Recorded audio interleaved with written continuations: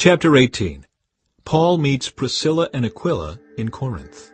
Then Paul left Athens and went to Corinth. There he became acquainted with a Jew named Aquila, born in Pontus, who had recently arrived from Italy with his wife Priscilla. They had left Italy when Claudius Caesar deported all Jews from Rome. Paul lived and worked with them, for they were tent makers, just as he was. Each Sabbath found Paul at the synagogue, trying to convince the Jews and Greeks alike. And after Silas and Timothy came down from Macedonia, Paul spent all his time preaching the word. He testified to the Jews that Jesus was the Messiah. But when they opposed and insulted him, Paul shook the dust from his clothes and said, "Your blood is upon your own heads. I am innocent. From now on I will go preach to the Gentiles." Then he left and went to the home of Titius Justus, a Gentile who worshipped God and lived next door to the synagogue. Crispus, the leader of the synagogue, and everyone in his household believed in the Lord. Many others in Corinth also heard Paul, became believers, and were baptized. One night the Lord spoke to Paul in a vision and told him, "Don't be afraid. Speak out. Don't be silent. For I am with you, and no one will attack and harm you, for many people in this city belong to me." So Paul stayed there for the next year and a half, teaching the word of God.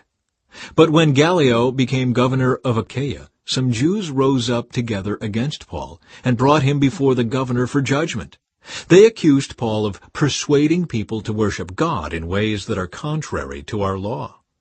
But just as Paul started to make his defense, Gallio turned to Paul's accusers and said, "Listen, you Jews, if this were a case involving some wrongdoing or a serious crime, I would have a reason to accept your case. But since it is merely a question of words and names in your Jewish law, take care of it yourselves. I refuse to judge such matters." And he threw them out of the courtroom. The crowd then grabbed Sosthenes, the leader of the synagogue, and beat him right there in the courtroom. But Gallio paid no attention. Paul returns to Antioch of Syria. Paul stayed in Corinth for some time after that, then said goodbye to the brothers and sisters, and went to nearby Cenchrea. There he shaved his head according to Jewish custom, marking the end of a vow. Then he set sail for Syria, taking Priscilla and Aquila with him. They stopped first at the port of Ephesus, where Paul left the others behind. While he was there, he went to the synagogue to reason with the Jews. They asked him to stay longer, but he declined. As he left, however, he said, "I will come back later, God willing." Then he set sail from Ephesus. The next stop was at the port of Caesarea. From there he went up and visited the church at Jerusalem, and then went back to Antioch. After spending some time in Antioch, Paul went back through Galatia and Phrygia, visiting and strengthening all the believers. Apollos instructed at Ephesus. Meanwhile, a Jew named Apollos, an eloquent speaker who knew the Scriptures well, had arrived in Ephesus from Alexandria in Egypt. He had been taught the way of the Lord, and he taught others about Jesus with an enthusiastic spirit and with accuracy. However, he knew only about John's baptism.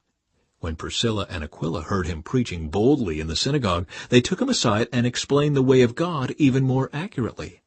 Apollos had been thinking about going to Achaia, and the brothers and sisters in Ephesus encouraged him to go.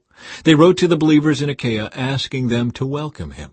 When he arrived there, he proved to be of great benefit to those who, by God's grace, had believed. He refuted the Jews with powerful arguments in public debate. Using the Scriptures, he explained to them that Jesus was the Messiah.